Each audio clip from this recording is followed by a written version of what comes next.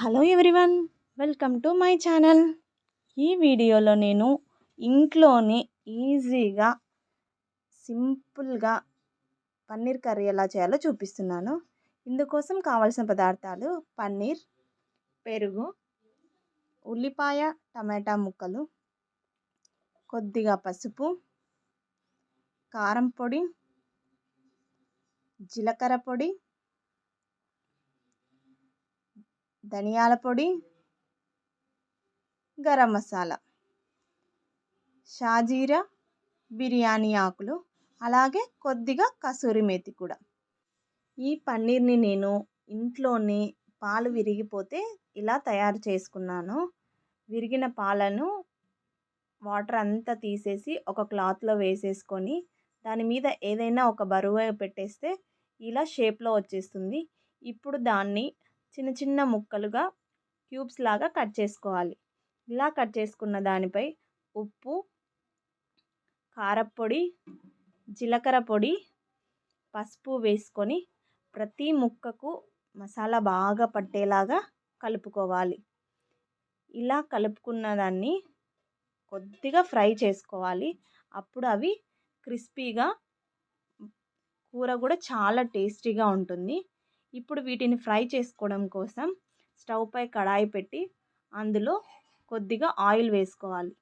Oil వేసుకున్న తర్వాత ముందుగా రెడీ చేసుకున్న పన్నీర్ ముక్కలను ఒక్కొక్కటిగా ఇలా కడాయిలో వేసుకోవాలి. వేసుకున్న తర్వాత ఇవి అన్నీ ఒక సైడ్ బాగా వేగిన తర్వాత ఇంకో సైడ్ టర్న్ చేసుకోవాలి. ఇలా అన్నిటినీ వేయించుకొని పక్కన పెట్టేసుకోవాలి. ఇప్పుడు అదే కడాయిలో ఆయిల్ వేసి అందులోకి ముందుగా కట్ చేసి పెట్టుకున్న ఆనియన్స్ని, టమోటాలను వేసి బాగా మగ్గనివ్వాలి. ఇవి ఇలా బాగా మగ్గిన తర్వాత ఇప్పుడు దాన్ని ఒక మిక్సీ జార్లో వేసుకొని మిక్సీ పట్టుకోవాలి ఫైన్ పేస్ట్ లాగా. ఇప్పుడు అదే కడాయిలో ఆయిల్ వేసి అందులో షాజీరా వేయాలి. షాజీరా వేసుకున్న తర్వాత బిర్యానీ ఆకులను ఇలా చిన్న ముక్కలుగా చేసుకొని వేసుకోవాలి. ఇప్పుడు ఇందులోకి ముందుగా పేస్ట్ చేసి పెట్టుకున్న ఆనియన్ టమోటా పేస్ట్ని ఇందులో వేసుకోవాలి.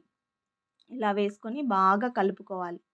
ఇలా ఆయిల్ పైకి వచ్చేంత వరకు మగ్గనివ్వాలి. ఇప్పుడు ఇందులోకి అల్లం, వెల్లుల్లి, కొత్తిమీర పేస్ట్ని వేయాలి.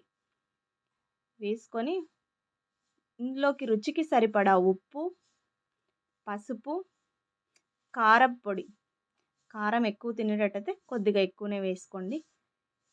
నేను 1 టేబుల్ స్పూన్ కారం పొడి వేసాను. అలాగే జీలకర్ర పొడి, ధనియాల పొడి వేసుకొని బాగా కలుపుకున్న తర్వాత ఇప్పుడు ఇందులోకి పెరుగు వేసుకొని బాగా కలపాలి. ఇది బాగా ఉడికిన తర్వాత ఇందులోకి ముందుగా ఫ్రై చేసి పెట్టుకున్న పన్నీర్ ముక్కలను వేయాలి. ఇప్పుడు ఇందులోకి కూర ఎక్కువ గ్రేవీ కావాలంటే కొద్దిగా వాటర్ ఎక్కువ వేసుకోండి. చివరగా ఇందులోకి గరం మసాలా వేసుకొని బాగా కలుపుకోవాలి. పైన కసూరి మేతిని ఇలా చల్లుకొని ఒక్కసారి కలిపేసుకుంటే అంతే, నిమిషాల్లోనే ఎంతో రుచికరమైన పన్నీర్ కర్రీని ఇంట్లోనే తయారు చేసుకోవచ్చు. Thank you for watching.